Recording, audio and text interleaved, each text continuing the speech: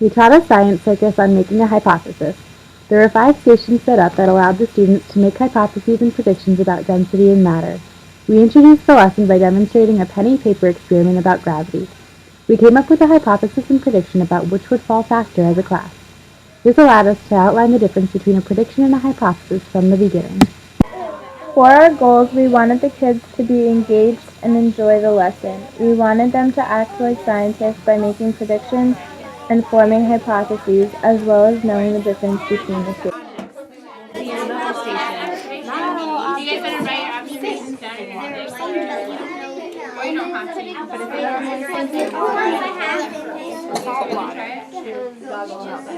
This one's probably just heavier than today.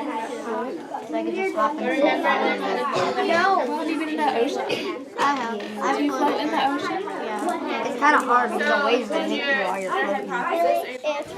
What went well was the students were interested and did a good job interacting with each other. They were also able to identify what a hypothesis and what a prediction was by the end of the lesson. Students also did a good job of being safe and using equipment properly. There were some things that didn't go well. For example, students were confused which stations they were supposed to go to. Students also had a hard time getting everything done and reading the directions, and they also had a hard time completing their worksheets. There were a lot of times the noise level in the classroom was too high.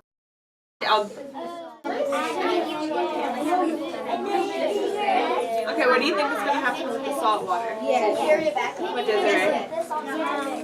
And then you can maybe have one person hold the marble and another marble because we're almost done. Your time's almost up. No, we're not trying to drop eggs. We don't want them to break. And then can we get the other piece to get like made? You know? If there's no time to wait, there may not be enough time to wait for them. There's butter in there.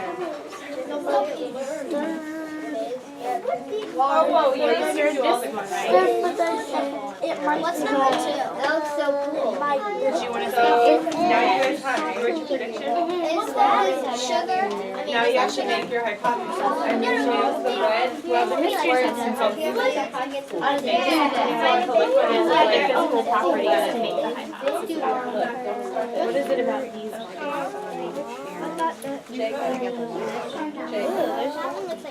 We can each do a paper. We learned that in the future, we need to make our directions clear and keep a timer instead of watching the clock. Next time, we would be sure to number the stations. We would also try to sound more enthusiastic and not so nervous.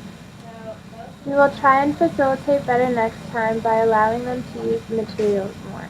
Because we had issues with time, we sometimes helped complete the experiment so they could see the whole thing before time ran out.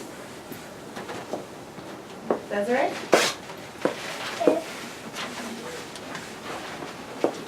If the substance is blank, then it will blank in water.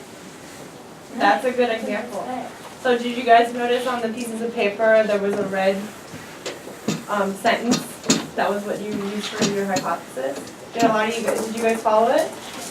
So if then, that's the hypothesis. And an example would be like, so can you guys give me an example of a prediction you had for one of the stations? So, can someone read oil and water for me? Briar? If a liquid is less dense than water, then it will float in water.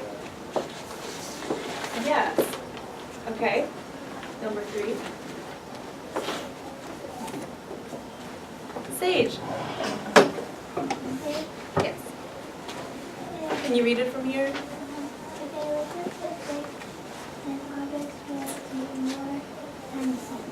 Mm-hmm. 34.